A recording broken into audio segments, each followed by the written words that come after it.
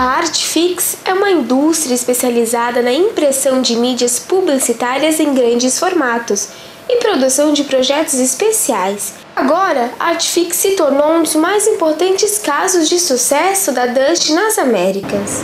A empresa, localizada em Diadema, na Grande São Paulo, acaba de instalar a primeira RO 1312 da América Latina. O equipamento, que já se encontra em operação, está configurado no padrão 4 cores CMYK, com entrada por mesa ou rolo. A Artfix é uma indústria e esse equipamento, a 1312, é um equipamento para ambientes industriais. Uma máquina desenvolvida para trabalhar 24 horas por dia, 7 dias por semana. Então é uma máquina desenhada para esse tipo de ambiente. Essa é uma das primeiras máquinas das Américas e a primeira máquina da América Latina. Nascida como uma empresa de serigrafia, a Artfix cresceu e se expandiu até se tornar uma das maiores empresas de comunicação visual das Américas.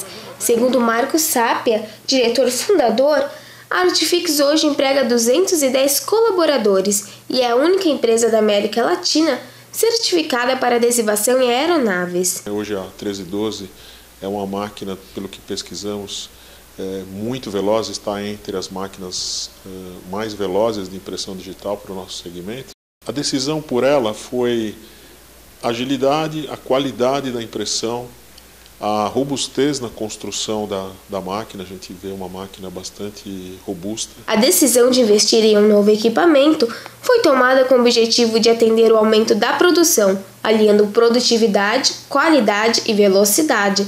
A RO 1312 é o primeiro equipamento Dust instalado na Artfix, que possui 5 impressoras de outra plataforma tecnológica. A Dust para a gente foi a opção de escolher a produtividade aliada à qualidade e confiabilidade.